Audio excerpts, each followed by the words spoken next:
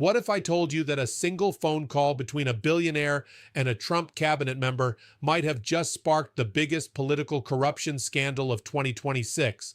What if America's trade policy with Canada wasn't being decided by national interest, but by one man's desire to protect his monopoly worth billions? Because what just got exposed in Washington isn't just politics. It's pay to play at the highest level of government, and Congress is now demanding answers. The Gordie Howe Bridge will connect Windsor, Ontario and Detroit, and it's set to open this year. But Trump is threatening to block it, claiming the bridge was built with no American materials. The bridge was fully funded by Canada's federal government, but now Trump is demanding the U.S. be, quote, fully. On February 9th, 2026, President Donald Trump took to Truth Social with a threat that shocked both sides of the border. He announced he would block the opening of the Gordie Howe International Bridge, a $6.4 billion infrastructure project connecting Detroit, Michigan, and Windsor, Ontario. This isn't just any bridge. This is the most significant border infrastructure project in North American history. It's a state-of-the-art cable-stayed bridge spanning 1.5 miles across the Detroit River. It features direct highway connections on both sides, modern inspection facilities, and capacity to handle 40,000 vehicles per day. Here's what makes this even more explosive. Trump used to support this bridge. Back in 2017, he issued a joint statement with Canadian Prime Minister Justin Trudeau, calling it a vital economic link between our two countries. The bridge was even included on Trump's list of 50 priority infrastructure projects for emergency and national security during his first term. That the ownership is shared between the state of Michigan and the government of Canada, and that in the construction of the bridge, obviously there's Canadian steel, Canadian workers, but also U.S. steel, U.S. workers that were involved. This is a great example of cooperation between our countries. Look forward to it opening. And what is particularly important, of course, is the commerce and the tourism and the voyages of Canadians and Americans that will go across that bridge. But now, complete reversal. Trump claims Canada built it with virtually no U.S. content, even though U.S. materials were used. He says it's solely owned by Canada, even though Michigan is a co-owner. He demands the United States be fully compensated for everything we have given them. So what changed? Why the complete 180-degree turn? The answer isn't about policy, it's about WHO Trump talked to just hours before his threat. According to explosive reporting by the New York Times, on Monday, February 9th, just hours before Trump's Truth Social post, Matthew Moroun, the billionaire owner of the competing Ambassador Bridge, met with U.S. Commerce Secretary Howard Lutnick in Washington, D.C. After that meeting, Lutnick spoke with Trump by phone about the matter. And shortly after that call, Trump's threat went public. Let me break down exactly who benefits from blocking the Gordie Howe Bridge. The Moroun family has operated the Ambassador Bridge, a 95-year-old privately owned bridge, since 1979. For nearly a century, they've enjoyed what essentially amounts to a monopoly on commercial truck traffic between Detroit and Windsor. This is the busiest commercial land border crossing in North America, handling 27% of all trade between the United States and Canada. The Gordie Howe Bridge was designed to solve these problems: direct highway connections on both sides, modern, efficient toll collection, public ownership, Canada and Michigan, redundancy to prevent single point of failure.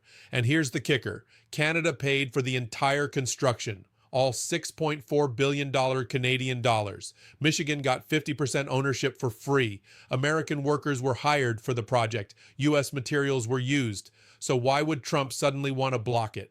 The Moroun family has spent decades and over $30 million fighting the Gordie Howe Bridge. They filed lawsuits. They lobbied politicians. They even funded a 2012 Michigan ballot initiative to require voter approval for any new bridge, which voters rejected 60% to 40%. They took their fight all the way to the Canadian Supreme Court. They challenged presidential permits, and in 2018, they aired a TV commercial directly targeting Trump, urging him to review the presidential permit and stop the competing bridge. Trump didn't bite back then. But fast forward to 2026, and the Moroun family's strategy appears to have finally worked. According to House Oversight Committee documents, the Moroun family has donated over $605,000 to President Trump and the Republican Party. They're classified as GOP megadonors. Rick Snyder, the Republican former governor of Michigan who championed the Gordie Howe Bridge, published an op-ed calling Trump's threat foolish and ridiculous. He wrote, "If its opening is delayed or stopped, the big winner will be the Ambassador Bridge Company and its owner. Every day they make much more money at our expense." We discussed the bridge. I explained that Canada, of course, paid for the construction of the bridge, over $4 billion, that the ownership is shared between the state of Michigan and the government of Canada, and that in the construction of the bridge, obviously there's Canadian steel, Canadian workers, but also expense. Former Michigan Governor James Blanchard, who also served as U.S. ambassador to Canada, said Trump is acting like a bully and got bad advice. Now, U.S. lawmakers are demanding answers. Representative Robert Garcia, ranking member of the House Committee on Oversight and Government Reform, launched a formal investigation on February 11, 2026. He's demanding emails, texts, and calendar records from Commerce Secretary Howard Lutnick related to the Moroun meeting. Garcia's letter states, "It's unacceptable for a politically connected billionaire to influence trade policy. The Moroun family's latest attempt to delay or block the opening of the bridge by directly appealing to you and to the Trump administration appears to have proven successful." Michigan Congresswoman Rashida Tlaib didn't hold back. Speaking on AM 800 radio, she said, "Billionaire corruption goes hand in hand with the White House right now. It wasn't a surprise to me that Matthew Moroun, the owner of the opposite, literally falling apart, Ambassador Bridge, met with Trump administration hours before the president absurdly threatened to block the safer and more efficient Gordie Howe Bridge from opening." She continued, "The Morouns have always taken this approach of donating to colleagues, both Democrats and Republicans in the United States, in a way that makes them look the other way when it comes to their lawlessness. But lawmakers aren't just investigating, they're legislating." Representative Hillary Scholten introduced the Michigan-Canada Partnership Act on February 12, 2026. The bill is designed to prohibit the Trump administration from interfering with the bridge's opening. Reference https://scholten.house.gov, media, press releases. Rep. Scholten introduces Michigan-Canada Partnership Act Protect Gordie Howe. The legislation is co-sponsored by Representatives Debbie Dingell, Haley Stevens, Rashida Tlaib, Alyssa Slotkin, and Dan Kildee, Michigan's entire Democratic congressional delegation. Senator Gary Peters issued a statement. "We've wanted this bridge for years because it will be a boon for our economy. This is another case of the president undermining Michigan businesses and workers." Senator Alyssa Slotkin added, "Canceling this project will have serious repercussions, higher costs for Michigan businesses, less secure supply chains, and ultimately fewer jobs." Here's why this matters beyond just one bridge. This story represents a fundamental question about American governance.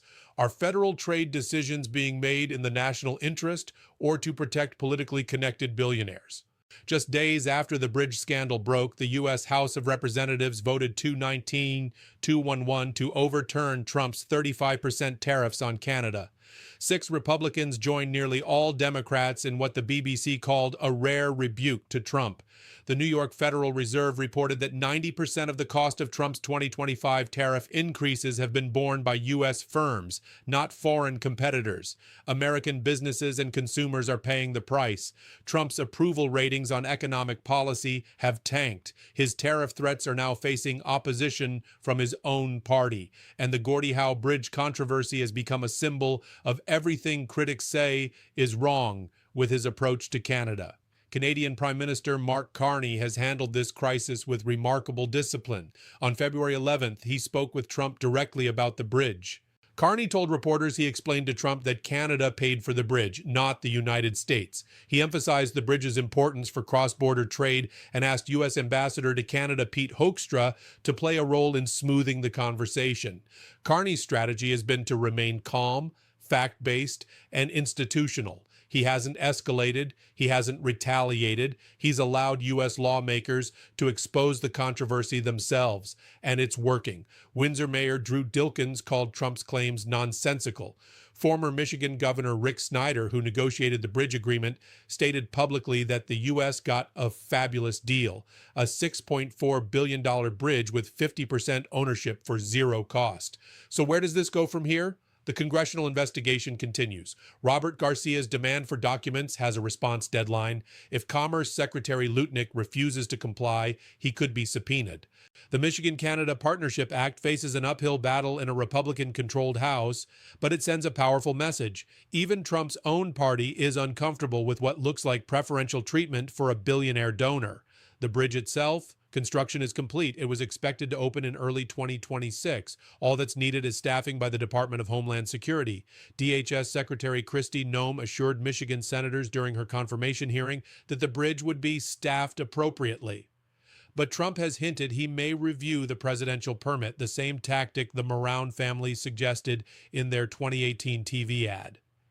If emails and calendar records confirm coordination between the Moroun family, the Commerce Secretary, and Trump's threat, this won't just be embarrassing, it will be a full-blown scandal involving conflict of interest at the cabinet-level federal policy, influenced by private monopoly protection, potential violation of trade agreements with Canada damage to the U.S.-Canada relationship.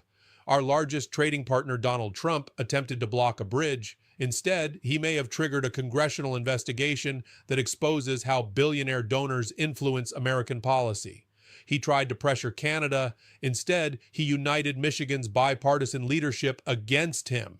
He wanted to project strength. Instead, he looks compromised. The Gordie Howe International Bridge was supposed to represent economic progress and cross-border cooperation. Now it represents political accountability. And if those documents confirm what lawmakers suspect, this story is far from over. If you want real investigative reporting on the stories mainstream media won't cover, subscribe, hit the bell, and share this video. Because sometimes the biggest scandals aren't the threats politicians make. It's WHO benefits from them. Drop a comment. Do you think Trump's bridge threat was about policy or protecting a billionaire's monopoly? Let's discuss.